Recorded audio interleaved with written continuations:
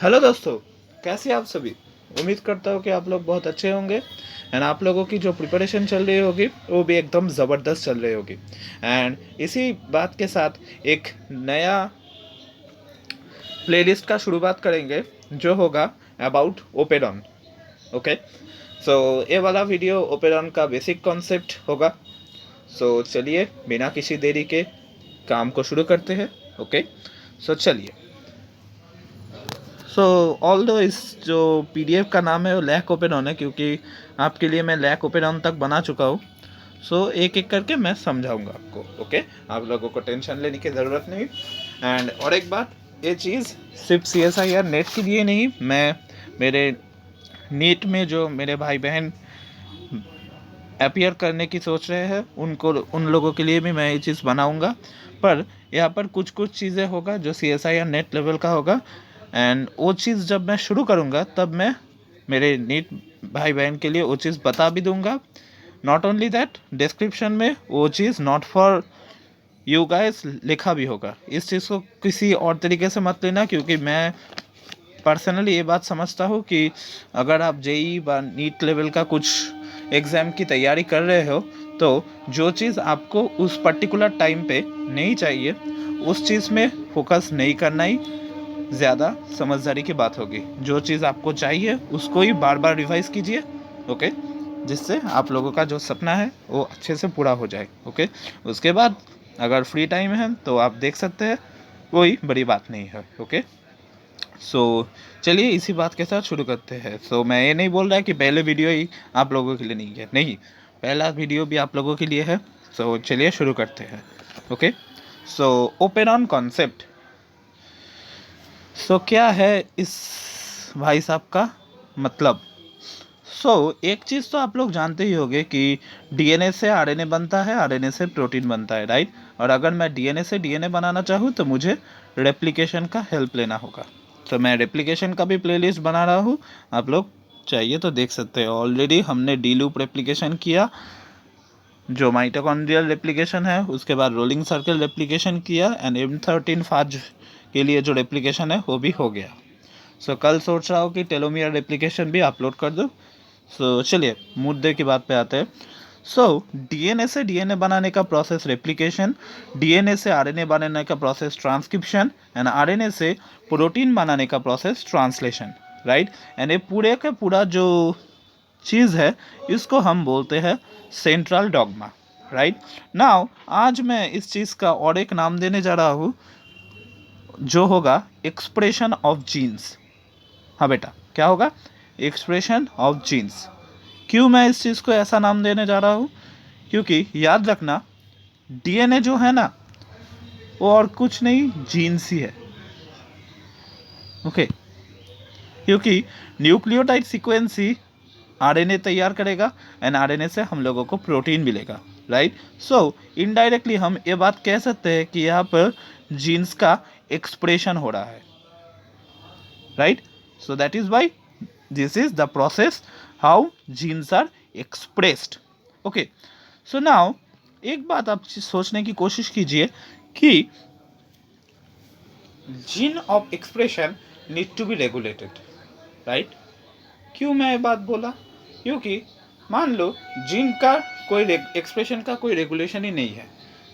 Okay, तो इससे क्या होगा? वो वाला प्रोटीन बहुत ज़्यादा बढ़ेगा। ओके, पर एक बात है जो सिर्फ यहाँ पर लागू नहीं होता, हर एक चीज़ पर लागू होता है। दैट इज़, कोई भी चीज़ ज़्यादा हानिकारक होता है। अगर आपने बहुत ज़्यादा खा लिया तो क्या होगा? आपको पेट में दर्द होगा, आपका कुछ प्रॉब्लम होगा, राइट। सिमिलरली जीन का एक्सप्रेशन बहुत ज़्यादा अगर हो गया है ना, तब भी प्रॉब्लम है। ओके, एंड सेल कुछ भी एक्स्ट्रा चीज़ के लिए अपना एटीपी खर्चा नहीं करना चाहेगा। ओके, क्योंकि एटीपी सेल का पैसा होता है, राइट।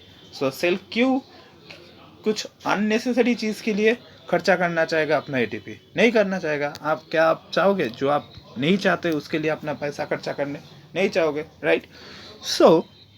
सेल ने सोचा कि नहीं, मुझे मेरा जीन का एक्सप्रेशन को रेगुलेट करना होगा। I have to regulate the expression of the gene. Okay, so जैसा काम, जैसा सोच, जैसा काम, वैसा ही तो बोलता है। So eukaryote and prokaryote both cell के लिए अलग अलग एक्सप्रेशन सिस्टम आ गया। अलग अलग एक्सप्रेशन सिस्टम नहीं बोलना चाहिए था, बोलना चाहिए था रेगुलेशन ऑफ द एक्सप्रेशन आ गया। मतलब बोथ यूकैरियोट एंड प्रोकैरियोट, इनके लिए जीन को एक्सप्रेशन को रेगुलेट करने के लिए दो चीज़ मौजूद होता है। एक होता है ऑपरेटर, ओके, एंड एक होता है regulatory molecules. Regulatory molecules can be of two types, एक होता है एक्टिवेटर एंड एक होता है रिप्रेसर। हाँ बेटा, क्या होता है एक्टिवेटर एंड रिप्रेसर? एक्टिवेटर क्या करेगा? उस पर्टिकुलर जीन का एक्सप्रेशन को होने देगा, एंड रिप्रेसर क्या करेगा? उस पर्टिकुलर जीन का एक्सप्रेशन को रुकेगा, right? So operator and regulatory genes both eukaryote and prokaryote में जीन्स का एक्सप्रेशन को रेगुलेशन करने का काम करता है। ये चीज़ हमने समझा, राइट? नाउ एक चीज़ और मैं बताऊंगा आपको कि यूकैरियोट के लिए हर एक जीन के लिए एक प्रोमोटर एंड एक ऑपरेटर एंड एक टर्मिनेटर रीजन मौजूद होता है, ओके। पर प्रोकैरियोट के लिए multiple genes can be regulated by one promoter, operator and terminator region, okay. ऐसा क्यों भाई? सो टर्मिनेटर रीजन क्या है? मैं बोल दूं कि ट्रांसक्रिप्शन को रुकने का काम करता है टर्मिनेटर रीजन, ओके। एंड अगर ट्रांसक्रिप्शन टर्मिनेट हो गया तो प्रोटीन सिंथेसिस भी बंद हो जाएगा, right? So that is the idea, okay. So now मुद्दे की बात पे आते हैं कि यूकैरियोट के लिए हर एक जीन के लिए एक एक प्रोमोटर, रेगुलेटर, ऑपरेटर मौजूद है, पर प्रोकैरियोट के लिए एक ही प्रोमोटर, ऑपरेटर एंड रेगुलेटर कई सारे जीन के एक्सप्रेशन को रेगुलेट कर रहा है। ऐसा क्यों? सो इसका बहुत ही इजी सा आंसर है। यूकैरियोट का साइज देखा है, यूकैरियोट का साइज बड़ा होगा प्रोकैरियोट से, obviously, right? Isn't it? So आप क्या सोचते हैं कि प्रोकैरियोट के लिए हर एक जीन के लिए एक प्रोमोटर, ऑपरेटर, रेगुलेटर रखना प्रोकैरियोट क्या अफोर्ड कर पाएगा? नहीं कर पाएगा, क्योंकि उसका तो एक कोई यूनिसेलुलर पार्ट है, उसमें ही तो उसको अपना सब कुछ करना पड़ेगा, ओके। तो अगर वो हर एक जीन के लिए regulator, promoter and terminator region रखना शुरू कर दे तो ये तो पॉसिबल नहीं है, राइट?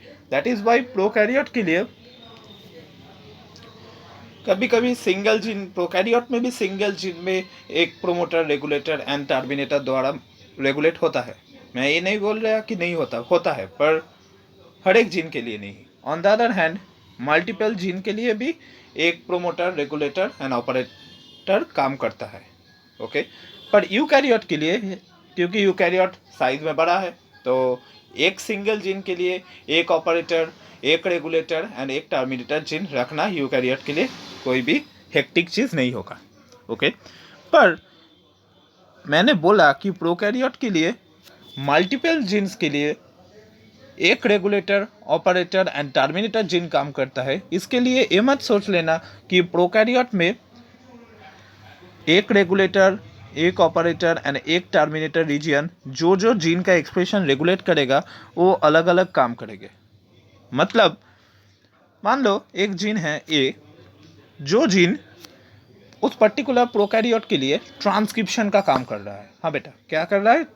ट्रांसक्रिप्शन में कुछ एंजाइम बना रहा है, ओके। एंड मान लो एक बी एंजाइम जो उस पर्टिकुलर प्रोकैरियोट के लिए लाइकोलाइसिस में हेल्प कर रहा है, ओके। नाउ सोच लो सी नाम का और एक जीन वहाँ पर मौजूद है जो क्रेब्स साइकिल में हेल्प कर रहा है। ऐसा चीज़ पॉसिबल नहीं होगा, ओके। प्रोकैरियोट के लिए ये चीज़ 100% सही है कि एक प्रोमोटर, एक ऑपरेटर, एक रेगुलेटर कई सारे जीन को रेगुलेट कर सकता है, पर वो कई सारे जीन एक ही काम करेंगे। फॉर एग्जाम्पल, हम इस ओपेरॉन के बेसिक कॉन्सेप्ट के बाद ही हमारा लैक ओपेरॉन का जर्नी शुरू करेंगे। उस लैक ओपेरॉन में आप देखेंगे कि एक प्रोमोटर, एक रेगुलेटर, एक ऑपरेटर, एक टर्मिनेटर रीजन 3 जीन को रेगुलेट कर रहा है। एक है लैक जेड, एक है लैक वाई, एक है लैक ए, ओके, एंड ये 3 जीन ही लैक्टोज का डिग्रेडेशन में हेल्प करता है।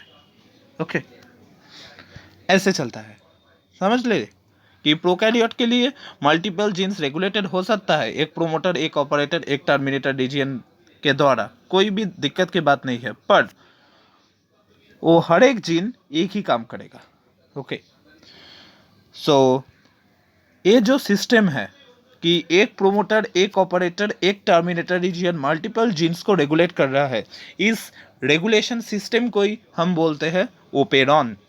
ओके, सो नाउ अब आप मुझे बताइए कि ओपेरॉन कहाँ पर मौजूद होगा, यूकैरियोट में ना प्रोकैरियोट में? प्रोकैरियोट में मौजूद होगा, right? So operon is present in prokaryote. Okay, यही मैंने एज ए डेफिनेशन आप लोगों के लिए लिखा है कि एक्सप्रेशन ऑफ जीन और cluster of gene are regulated by promoter, operator and terminator. इस चीज़ को ही हम लोग ओपेरॉन बोल रहे हैं। ओके, सो नाउ अब बात आती है कि जीन कितने तरह के होते हैं। सर जीन याद रखना है इन टर्म्स ऑफ एक्सप्रेशन 2 तरह के होता है। कुछ जीन है जिसका एक्सप्रेशन को रेगुलेट करना पॉसिबल ही नहीं है, जिसको हम बोलते हैं कॉन्स्टिट्यूटिव जीन और हाउसकीपिंग जीन, जो जीन्स हमेशा ऑन रहते हैं। एंड कुछ जीन है जिसका रेगुलेशन पॉसिबल है, जिसको हम रेगुलेटरी जीन बोलते हैं। दे कैन बी ऑन और ऑफ। ओके, अगर आप जीन को ऑन करना चाहते हैं, मैंने थोड़ी देर पहले आपको बताया, उसके लिए आपको एक्टिवेटर यूज़ करना पड़ेगा। एक्टिवेटर जीन को ऑन करेगा एंड रिप्रेसर जीन को ऑफ करेगा। क्लियर हुआ? सो ये चीज़ क्लियर है कि आप ओपेरॉन की हेल्प कहाँ पर लेंगे, रेगुलेटरी जीन को रेगुलेट करने के लिए। कॉन्स्टिट्यूटिव जीन रेगुलेट हो नहीं सकता, तो वहाँ पर हम लोग जाएंगे ही नहीं। ओके, सो नाउ ये चीज़ एमसीक्यू के लिए पॉइंट ऑफ व्यू से इम्पोर्टेंट है कि जैकब एंड मोनर्ड ने 2 साइंटिस्ट थे जिन्होंने हमारे लिए ओपेरॉन कॉन्सेप्ट को तैयार किया था। ओके, सो नाउ ओपेरॉन को हम लोग 2 तरह से डिवाइड कर सकते हैं depending upon what they do. Okay, एक है कैटाबोलिक ओपेरॉन, एक है एनाबोलिक ओपेरॉन। सो नाउ इस कैटाबोलिक एंड एनाबोलिक ओपेरॉन को फंडा को समझने के लिए कैसे हम लोग इस चीज़ को अप्रोच कर सकते हैं, सो ध्यान से सुनिए। कैटाबोलिज्म का मतलब क्या है?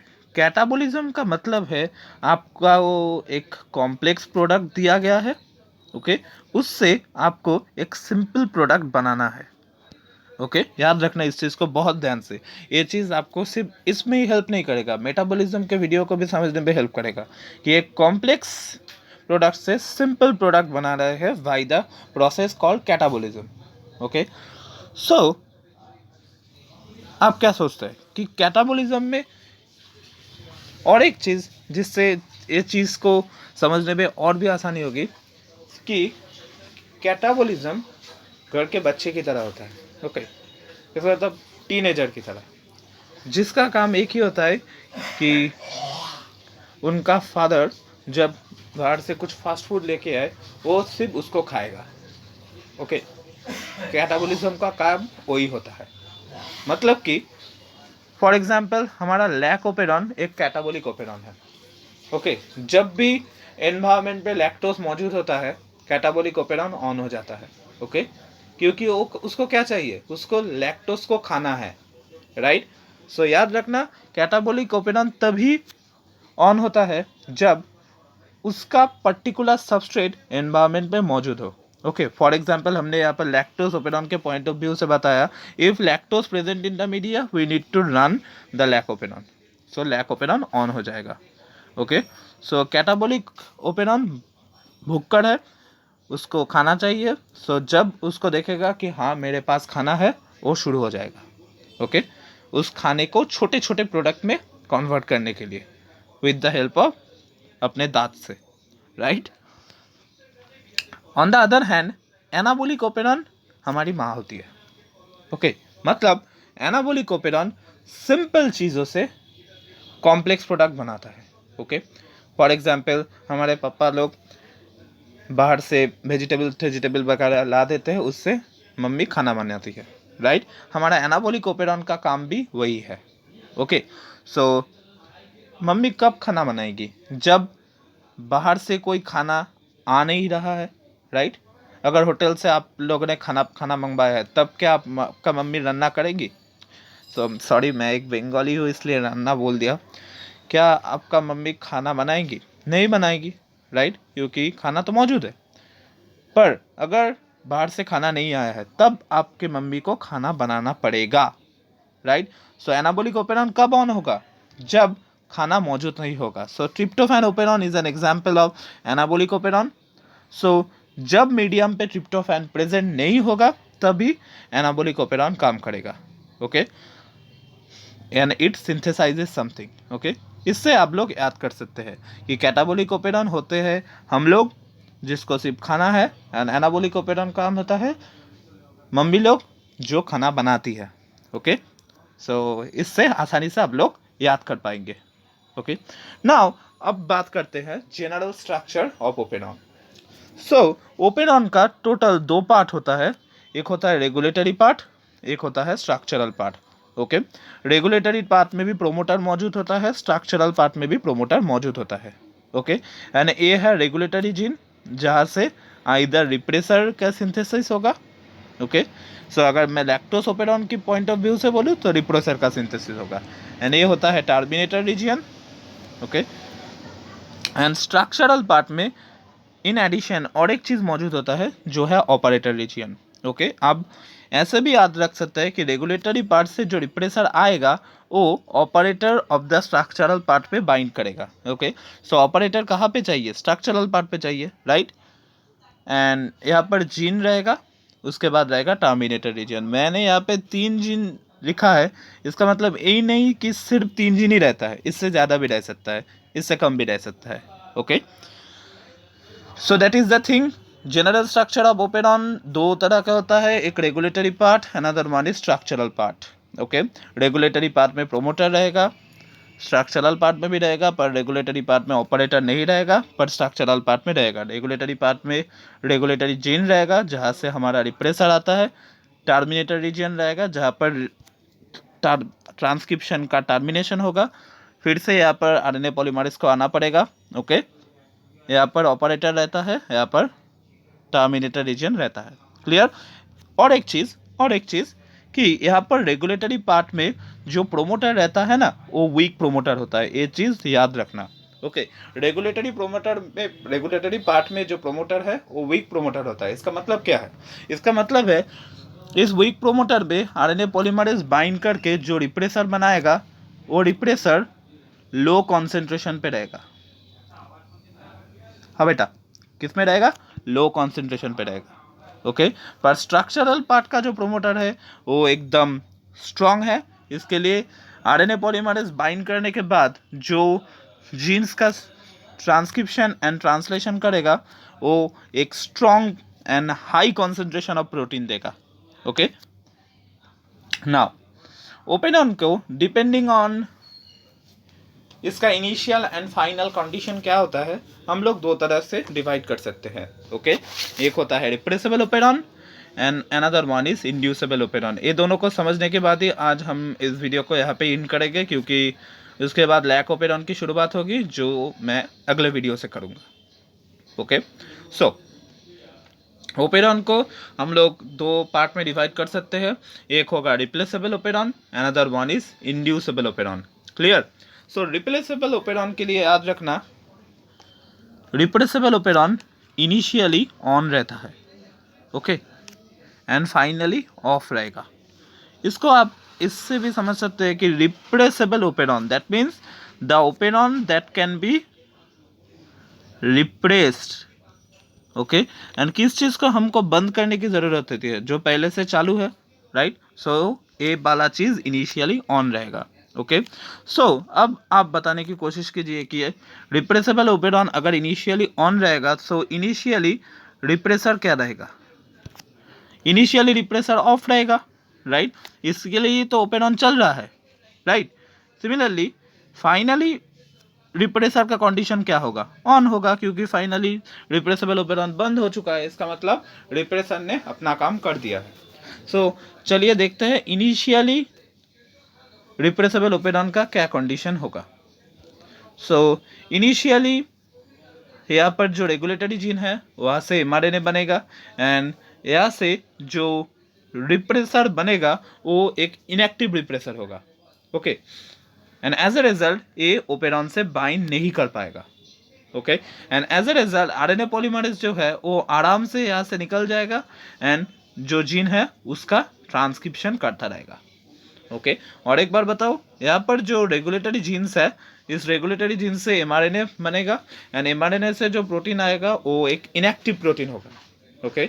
And as a result inactive protein और इनएक्टिव रिप्रेसर जो भी आप बोले, नाउ जो इनएक्टिव रिप्रेसर बना है वो स्ट्रक्चरल प्रोटीन के ऑपरेटर से बाइंड नहीं कर पाएगा, ओके। स्ट्रक्चरल पार्ट में जो ऑपरेटर है उससे बाइंड नहीं कर पाएगा and as a result RNA polymerase के लिए कोई भी ऑब्स्टेकल नहीं रहेगा एंड ये आराम से अपना काम कर देगा, ओके।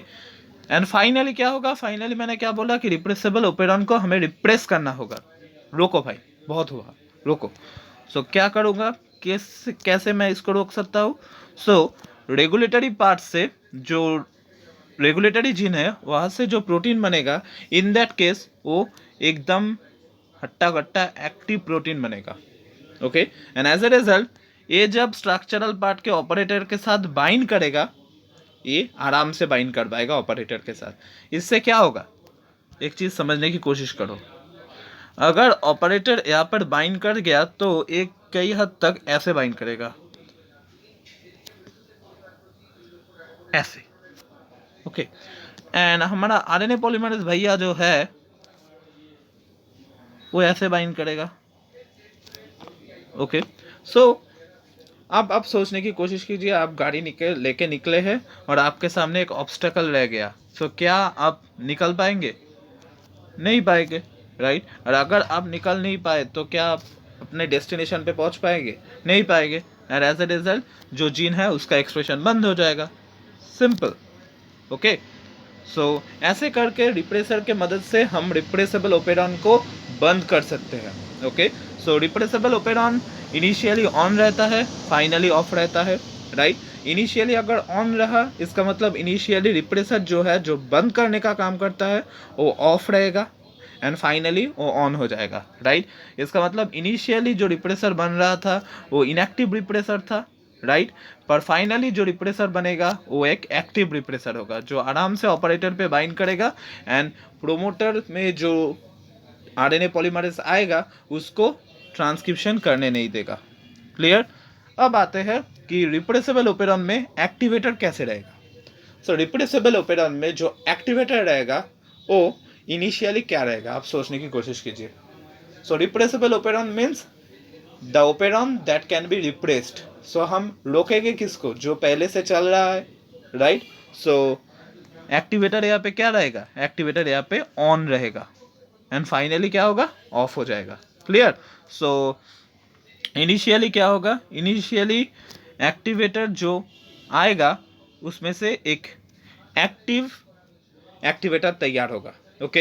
एंड जो एक्टिव एक्टिवेटर तैयार होगा वो प्रोमोटर पे बाइंड करेगा, ये चीज़ ध्यान रखना।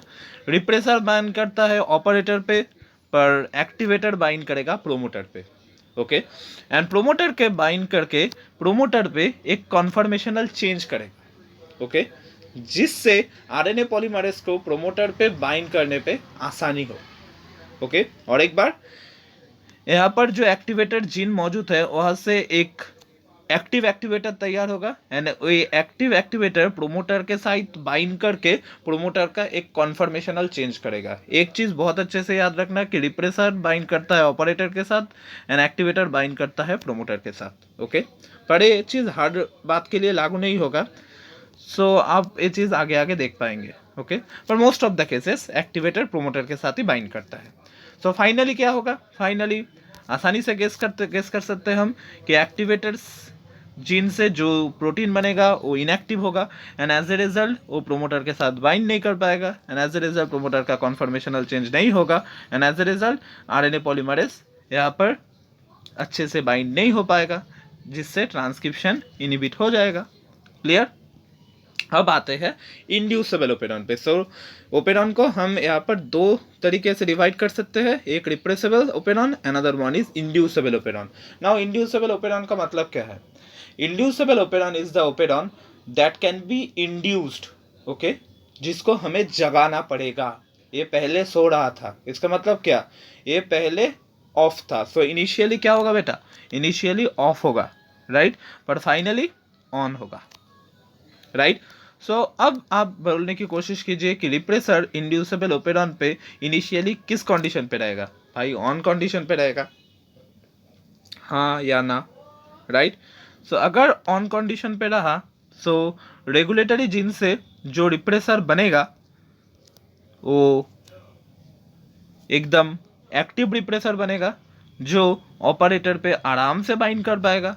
And as a result promoter पे जो आरएनए पॉलीमरेज आएगा, वो आरएनए पॉलीमरेज अपना ट्रांसक्रिप्शन नहीं कर पाएगा। क्लियर हुआ। सिमिलरली फाइनल पे तो ऑफ रहेगा, राइट, फाइनल पे रिप्रेसर ऑफ रहेगा, क्योंकि हमने उस ओपेरॉन को जगा दिया है, तुम्हें अपना काम करना पड़ेगा। So as a result operon पूरा तैयार है। ओपेरॉन तैयार है मतलब रिप्रेसर का काम तमाम वो ऑफ हो जाएगा। सो यहाँ पर रेगुलेटरी जीन से जो रिप्रेसर बनेगा वो एक इनएक्टिव रिप्रेसर होगा, okay. And as a result वो बेचारा ऑपरेटर पे बाइंड नहीं कर पाएगा एंड जीन अपना एक्सप्रेशन कर पाएगा। क्लियर। अब आप मुझे बताने की कोशिश कीजिए कि एक्टिवेटर में क्या कंडीशन होगा। So activator inducible operon, that means the operon that can be induced, right, वो सो रहा है। सो इनिशियली क्या, इनिशियली एक्टिवेटर ऑफ रहेगा। Clear. So initially activator off रहेगा, मतलब एक्टिवेटर जिनसे जो एक्टिवेटर तैयार होगा वो इनएक्टिव होगा, वो बेचारा प्रोमोटर पे बाइंड नहीं कर पाएगा। And as a result promoter का जो कन्फर्मेशनल चेंज होना चाहिए था वो नहीं होगा। And as a result RNA polymerase भाई जो है वो ठीक से बाइंड नहीं हो पाएगा, इसके लिए जीन का जो एक्सप्रेशन होगा वो हैम्पर हो जाएगा। क्लियर हुआ।